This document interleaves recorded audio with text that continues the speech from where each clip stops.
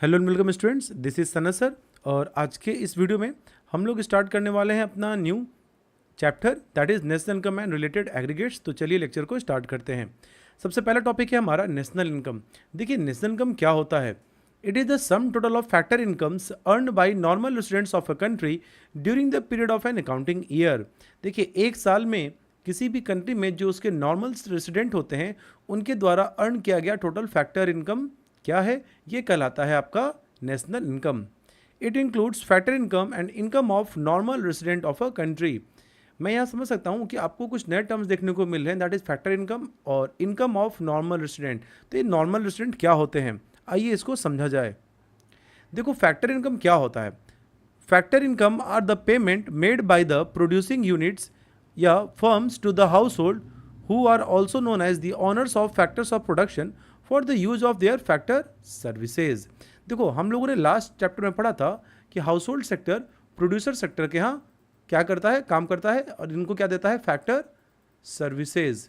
क्या देता है, फैक्टर सर्विसेज। और इस फैक्टर सर्विसेज देने के बदले में इन्हें क्या मिलता है, फैक्टर पेमेंट।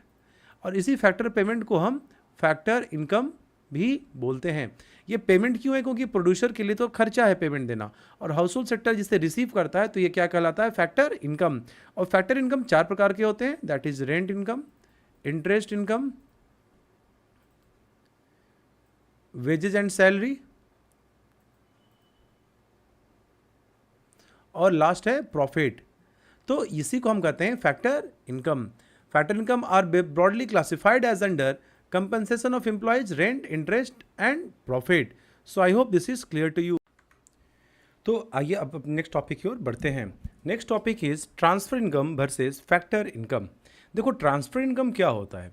अभी हम लोगों ने देखा कि फैक्टर इनकम वो इनकम होता है जो हमें फैक्टर सर्विसेज देने के बदले में रिसीव होता है। मतलब आपको कुछ काम करना होगा, उसके बदले में आपको पैसा मिलेगा, तो वो क्या कहलाता है, फैक्टर इनकम। और ट्रांसफर इनकम क्या होता है, ये जस्ट इसका अपोजिट होता है। आइए इसको देखा जाए। Transfer income are those income which are received by a person as help, donation और चैरिटी ईटीसी। जो फ्री में, मतलब एज ए डोनेशन, बिना किसी सर्विसेज दिए आपको मिल गए, फ्री ऑफ कॉस्ट। बस आपको मतलब किसी ने इमोशनल होके या ऐसे आपको डोनेशन कर दिया, तो वो होता है transfer income. No factor services are rendered for generating this income. इस इनकम को जनरेट करने के लिए कोई फैक्टर सर्विसेज देने की आवश्यकता नहीं होती है, और इसीलिए हम नेशनल इनकम में कभी भी इसको ऐड नहीं करते हैं, क्योंकि नेशनल इनकम में सिर्फ वही पैसा ऐड होता है जिसके लिए आपने कोई सर्विसेज दी हैं, आपको कुछ काम करना होगा। Example old age pension, grant etc.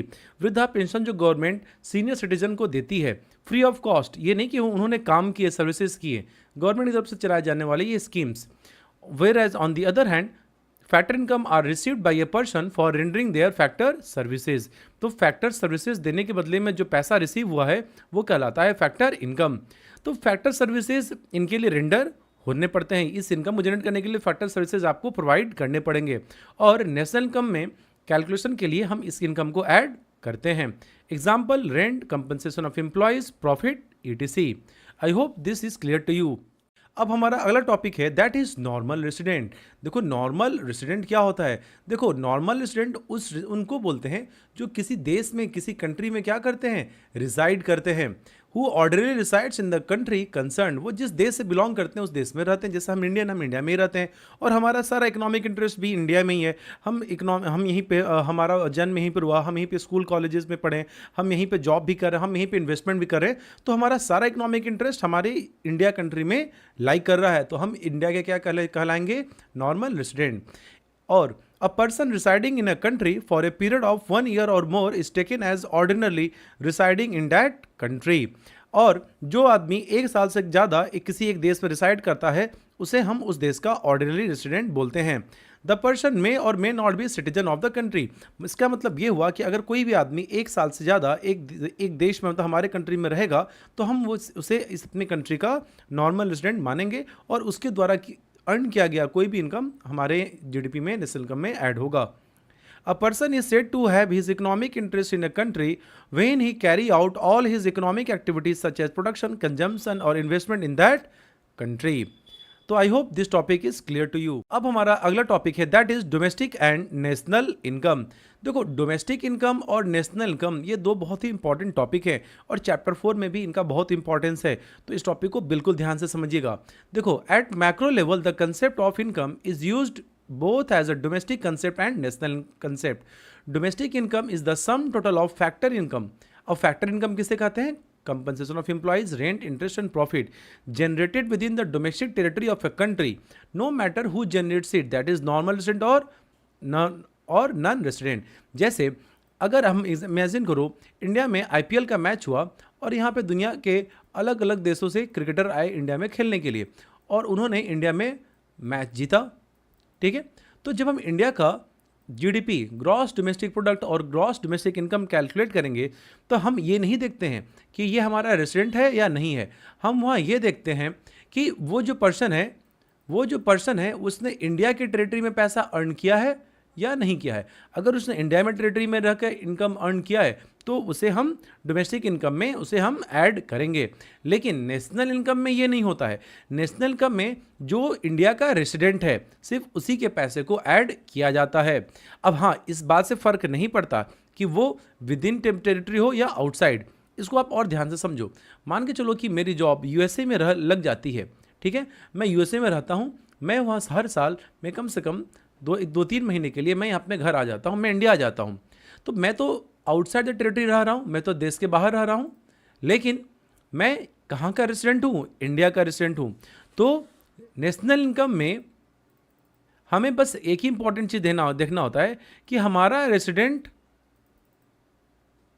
कहाँ रह रहा है, वो डोमेस्टिक टेरिटरी में है या आउटसाइड द टेरिटरी। अगर वो हमारा रेसिडेंट होगा, हमारे देश का नागरिक होगा, तो उसकी इनकम को हम इंडिया में ही ऐड करेंगे और यही नेशनल इनकम होता है। तो इसको फिर से एक बार मैं शॉर्ट में एक्सप्लेन कर देता हूं। देखो डोमेस्टिक इनकम, सो डोमेस्टिक इनकम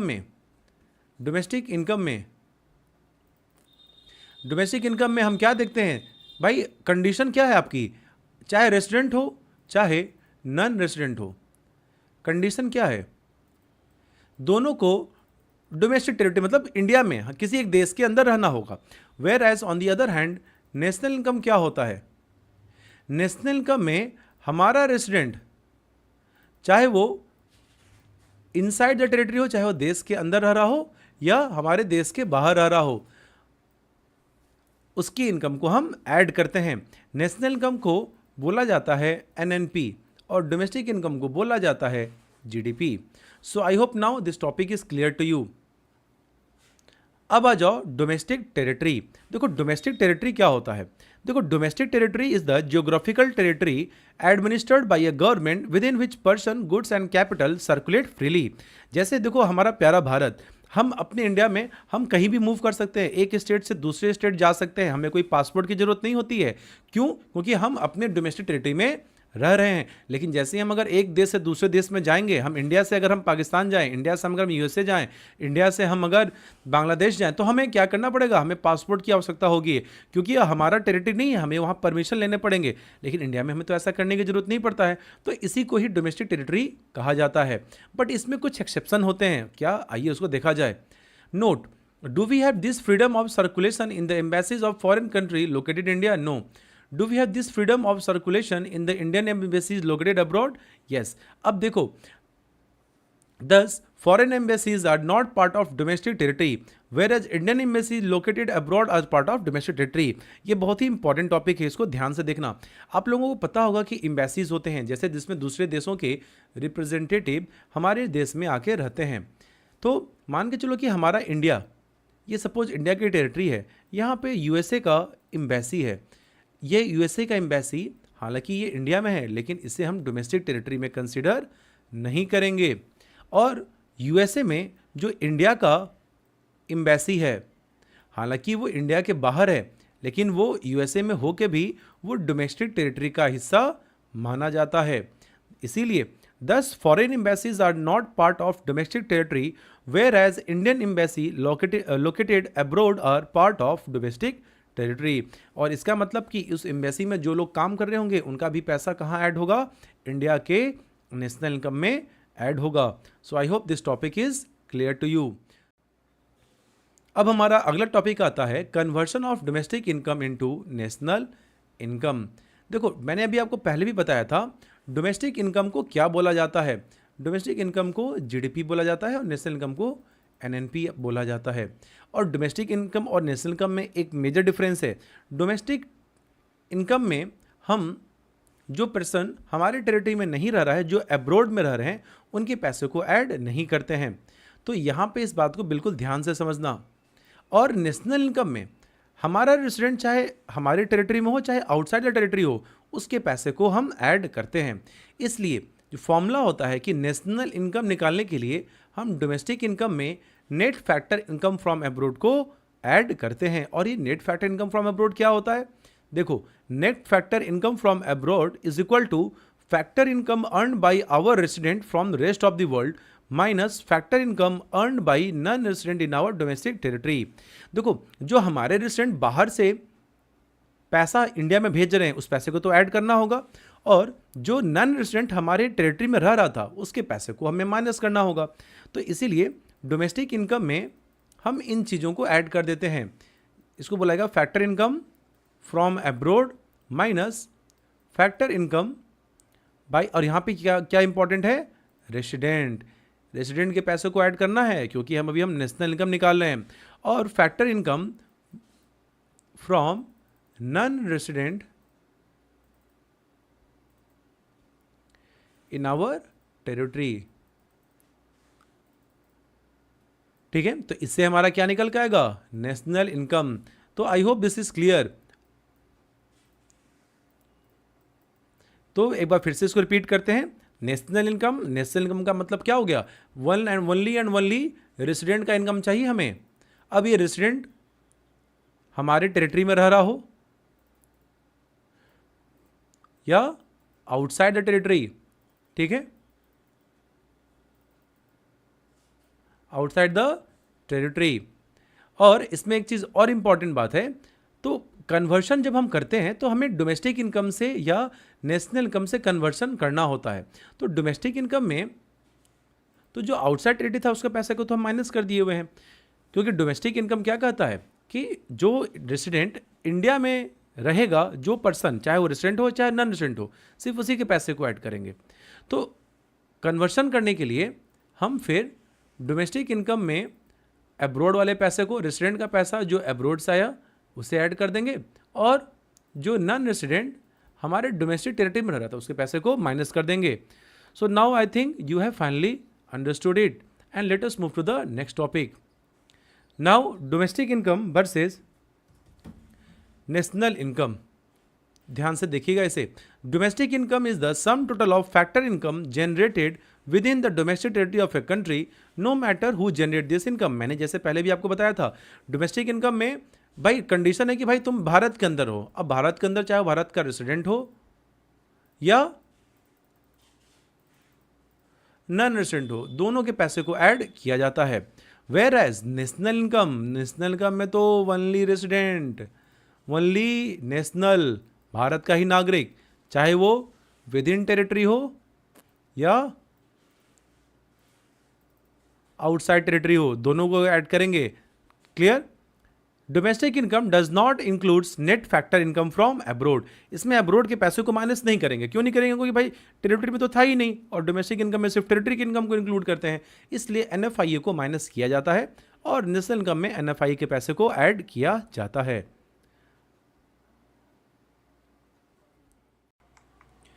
तो चलिए बढ़ते हैं अपने अगले टॉपिक की ओर, और अगला टॉपिक है हमारा gross and net concept of domestic product. आखिरकार ये ग्रॉस और नेट डोमेस्टिक प्रोडक्ट क्या होता है? देखो, डोमेस्टिक प्रोडक्ट जो, या जिसको हम डोमेस्टिक इनकम भी बोलते हैं, let me change the colour. So इससे हम क्या बोलते हैं? डोमेस्टिक इनकम भी बोला जाता है।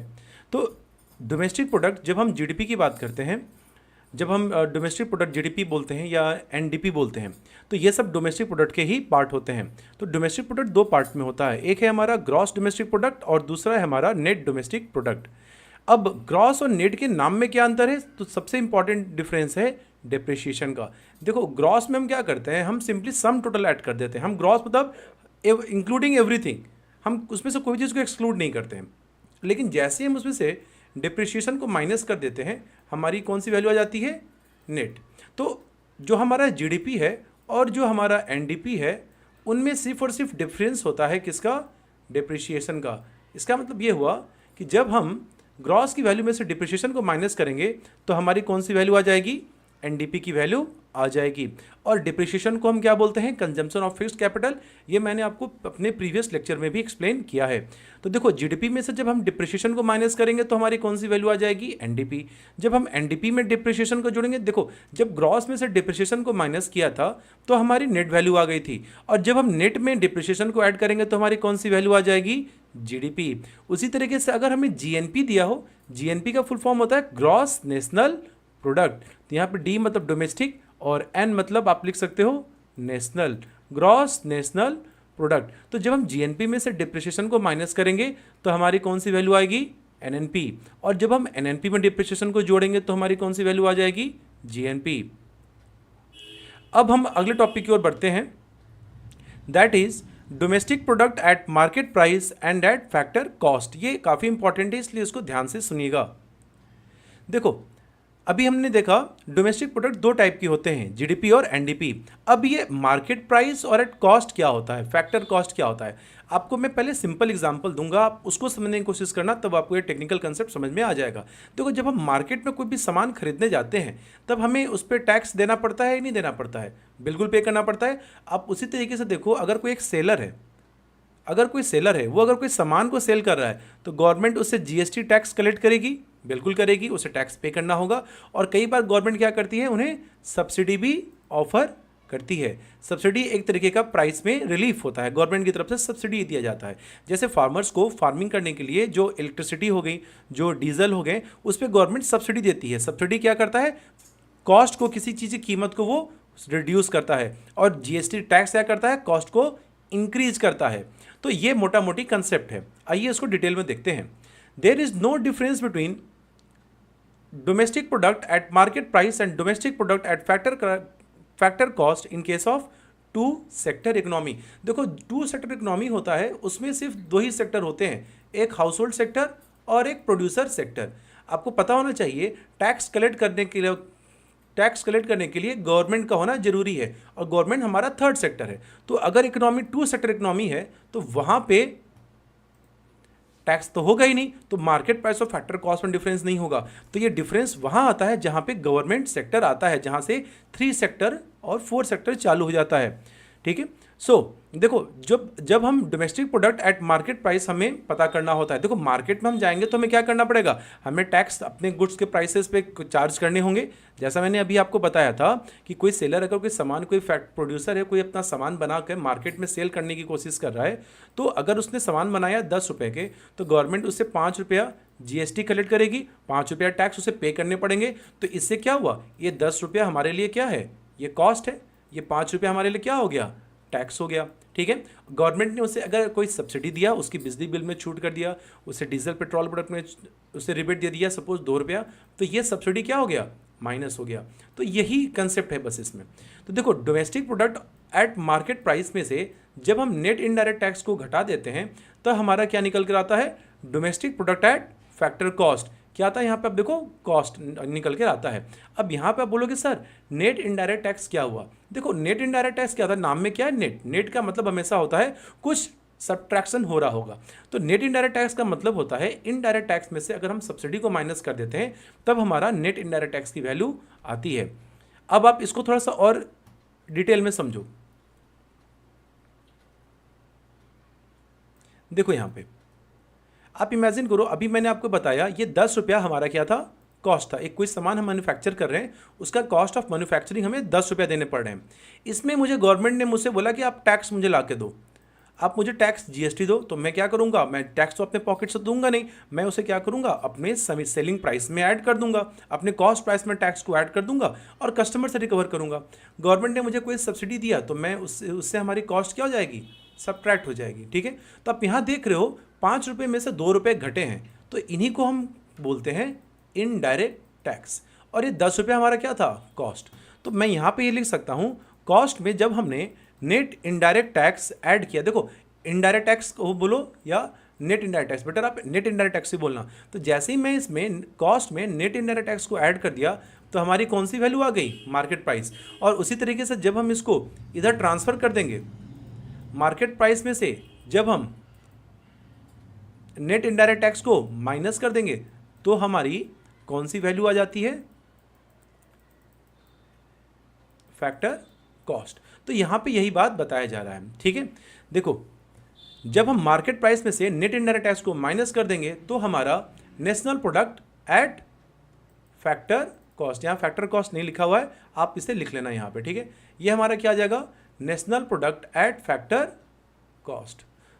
तो I hope you have understood this concept. यहां पे आप ऐड कर लेना फैक्टर कॉस्ट, ठीक है। और जब हम फैक्टर कॉस्ट में, जब हम एनडीपी एट एफसी में जब हम नेट इनडायरेक्ट टैक्स को ऐड कर देंगे तो हमारी कौन सी वैल्यू आ जाती है, NDP at MP. So I hope students you have understood this concept. और अगर कोई डाउट है तो आप कमेंट में जरूर रिप्लाई करना, ओके। तो चलिए बढ़ते हैं अपने अगले टॉपिक की ओर। यहाँ पे मैंने आप लोगों के लिए ये ओवरऑल एक समरी लेकर आया हूँ जिससे आपको सारे टॉपिक्स को क्विकली रिवाइज करने में काफ़ी हेल्प मिलेगी। तो चलिए वीडियो को स्टार्ट करते हैं। देखिए जीडीपी एट एमपी का मतलब क्या हुआ, मार्केट वैल्यू। कैसे पता चला हमें, एमपी, एमपी का मतलब क्या हो गया, market price. So GDP at MP means market value of final goods and services produce within the domestic territory of a country in an accounting year. अब अगर हमें जीडीपी एट एमपी दिया हो, हम यहाँ एज्यूम कर रहे हैं कि जीडीपी एट एमपी हमें क्या है, गिवन है, और हमें क्या निकालना है, एनडीपी एट एमपी। तो देखो जब हम ग्रॉस से हमें नेट पे जाना होता है, ग्रॉस में मैंने आपको पहले भी बताया था कि ग्रॉस में क्या होता है, ग्रॉस में सब कुछ एडेड होता है। तो इसमें से जब हम क्या करेंगे, डिप्रिसिएशन माइनस करेंगे तो हमें क्या निकल के आ जाएगी, नेट की वैल्यू। क्लियर।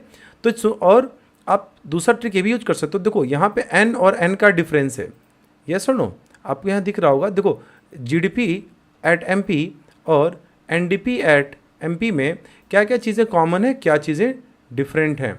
देखो जीडीपी एट एमपी और एनडीपी एट एमपी, देखो ग्रॉस जी का डिफरेंस है, डी सेम है, पी, ये सारे वर्ड सेम है, सिर्फ डिफरेंस किसका है, ग्रॉस और नेट का। तो हम क्या करेंगे, सिर्फ और सिर्फ हमें एक ही आइटम माइनस करना है, वो है डिप्रिसिएशन। क्लियर। और डिप्रिसिएशन और consumption of fixed capital both are same thing, ये मैंने आपको पहले भी बताया हुआ है, तो इसमें कंफ्यूज मत कीजिएगा सर कि हमें कुछ और, ये कंजम्पशन क्या होता है। नेक्स्ट, जब जीडीपी एट एमपी हमें दिया हो और हमें क्या वैल्यू निकालनी हो, जीएनपी। तो देखो डोमेस्टिक इनकम दिया हुआ है और हमें नेशनल इनकम निकालना है। देखो जी और जी तो सेम है, पी भी सेम है, एमपी सेम है, डिफरेंस किसका है, सिर्फ डोमेस्टिक और नेट का। तो डोमेस्टिक इनकम से हमें किससे जाना है, नेशनल इनकम पे। और ऑब्वियसली नेशनल इनकम का मतलब क्या हो गया, हमें net factor income from abroad को एडजस्ट करना पड़ेगा। अब हमारा अगर अब हमें यहाँ पे देखो हमने जीएनपी एट एमपी निकाल लिया। अब क्वेश्चन बोल रहा है कि अगर जीएनपी एट एमपी गिवन है तो हमें एनएनपी निकालना होगा। अगेन देखो सिर्फ जी और एन का वर्ड का डिफरेंस है, बाकी सारे वर्ड सेम है, इसका मतलब सिर्फ एक ही आइटम एडजस्ट होगा, वो क्या है, डिप्रिसिएशन। क्लियर। देखो अगर हमें अब जीडीपी एट एमपी गिवन हो और जीडीपी एट एफसी निकालना हो तो यहाँ पे आपको जीडीपी सेम दिख रहा है, डिफरेंस किसका है, एमपी और एफसी का। तो हमें मार्केट प्राइस से किस पे जाना है, हमें फैक्टर कॉस्ट पे जाना है। कॉस्ट का मतलब जब मार्केट में सेल करने से पहले। तो अगेन द ट्रिक इज कि हम इनडायरेक्ट टैक्स को माइनस करके सब्सिडी को क्या कर देंगे, ऐड कर देंगे। क्लियर। नेक्स्ट, और इसका एक और होगा, मैं आपको एक और ट्रिक बता देता हूँ इसका। देखो जीडीपी एट एमपी हमें दिया हुआ है, बेसिकली यहाँ पे हमें एमपी और एफसी का डिफरेंस दिया हुआ है। एमपी हमें गिवन है और हमें क्या निकालना है, फैक्टर कॉस्ट। तो फैक्टर कॉस्ट का मतलब क्या हो गया कि indirect tax minus subsidy. Clear. तो जब हम नेट इनडायरेक्ट टैक्स को माइनस कर देते हैं तो भी हमारा क्या निकल कर आ जाता है, एफसी। ठीक है, इस चीज़ में कंफ्यूज मत रखना, ये मैंने आप लोग को पहले भी समझाया हुआ है। अगर इसी में से मैं ही कर रहा हूँ, इसे हम ऐसे भी लिख सकते हैं, GDP at MP minus net indirect tax. Clear. Next, GDP at FC की वैल्यू हमें गिवन है और हमें एनडीपी एट एफसी निकालना है। अगेन सारे वर्ड सेम है, डिफरेंस किसका है, बस जी और जी का सेम डिफरेंस है। तो हम क्या करेंगे, सिर्फ डिप्रिसिएशन को एडजस्ट करेंगे। नेक्स्ट, जीएनपी एट एफसी हमें क्या गिवन है, जीडीपी एट एफसी। देखो जीडीपी एट एफसी गिवन है और हम क्या निकाल रहे हैं, जीएनपी एट FC। तो यहाँ पे क्या करना होगा, देखो डिफरेंस किसका, बस ये देखो कौन सा वर्ड डिफरेंट है, सारे वर्ड सेम है, बस डिफरेंस किसका है, D और N का। तो डोमेस्टिक इनकम से नेशनल इनकम पे जाना है, और नेशनल इनकम का मतलब होता है कि भाई भारत के जो लोग हैं, चाहे भारत के कहीं भी रह रहे हो, विद इन डोमेस्टिक टेरिटरी और आउटसाइड, तो हम क्या करेंगे, NFIA को ऐड करेंगे। नेक्स्ट, हमें GNP एट FC दिया हुआ हो और हमें क्या पूछ रहा हो, NNP एट FC। अब यहाँ पर डिफरेंस बस अगेन सेम वर्ड का है, G और N का, तो हमें डिप्रिसिएशन को एडजस्ट करेंगे। So I hope students this entire topic is clear to you, and again if you have any doubts mention in the comments. I will try to reply you and get your doubts cleared. Now moving on to the next topic. What is nominal GDP? देखो nominal GDP और real GDP ये भी important concept है, इससे भी कई बार questions exam में पूछे जाते हैं, तो इसको बिल्कुल ध्यान से समझना। देखो नॉमिनल GDP का मतलब होता है जब भी हम GDP को मेजर करते हैं करंट प्राइसेस पे। करंट प्राइसेस मतलब कि उस समय जिस पर्टिकुलर की बात कर रहे हैं उस समय मार्केट प्राइस गुड्स की क्या है, ठीक है। So it is the market value of the final goods and services produce within the domestic territory of a country during an accounting year as estimated using the current year prices. Current year prices का मतलब होता है MP। देखो आप अभी तक पढ़ रहे थे कि हम नेशनल इनकम का मतलब होता है कि इकोनॉमी में गुड्स एंड सर्विसेज प्रोड्यूस किए जा रहे हैं। तो मुझे एक बात बताओ, इकोनॉमी में गुड्स एंड सर्विसेज प्रोड्यूस क्यों जा रहे हैं, ताकि उन्हें सेल किया जा सके। जब सेल करेंगे तो उसका एक सेलिंग प्राइस होगा, या आप उसको मार्केट प्राइस बोलो, हाँ या ना। तो जब हम गुड्स को मेजर करते हैं उनके सेलिंग प्राइस पे, उनके मार्केट प्राइस पे, जिस प्राइस पे वो मार्केट में बिक रहे थे, तो ये क्या कहलाता है हमारा nominal GDP। Nominal GDP is equal to quantity into price. Price में आप क्या लोगे हमेशा, market price. Clear. Now next topic is real GDP। Real GDP क्या होता है, देखिए रियल GDP रेफर करता है GDP एट कांस्टेंट प्राइसेस को। कांस्टेंट प्राइस किसे कहते हैं, कांस्टेंट प्राइस का मतलब होता है कि हम यहाँ पे अलग अलग ईयर के अलग अलग प्राइस नहीं लेंगे।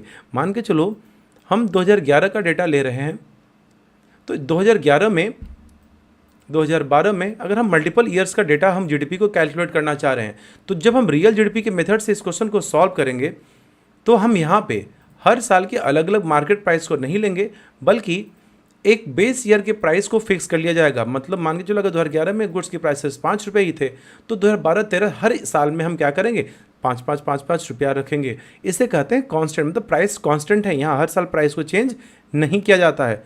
फिर आप सोचोगे सर ऐसा क्यों हो रहा है, ऐसा क्यों है कि हमें इस तरीके से क्वेश्चंस को सॉल्व करना होगा। तो आइए इसको मैं समझाता हूँ।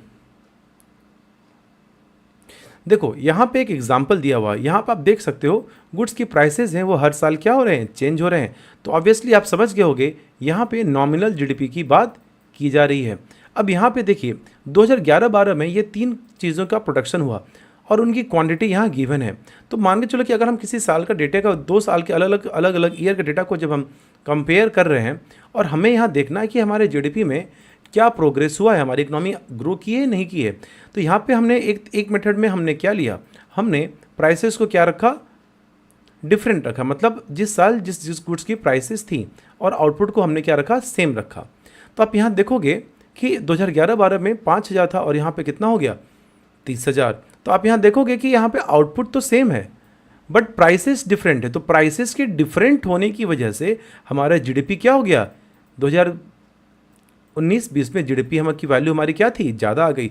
बट क्या यहाँ पे इकोनॉमी यहाँ पे ग्रो की है, क्या यहाँ पे हम कह सकते हैं इकोनॉमी का ग्रोथ हुआ है। आप तो बोलोगे सर GDP तो बढ़ी है तो ग्रोथ तो हुआ है, but again the question is क्या एक्चुअल में ग्रोथ हुआ है, नहीं, क्योंकि आउटपुट तो हमारा क्या है, प्रोडक्शन तो सेम ही है। नए जॉब्स नहीं मिले लोगों को, जो लोग काम कर रहे थे उतनी ही प्रोडक्शन कैपेसिटी से कंपनियां काम कर रही हैं।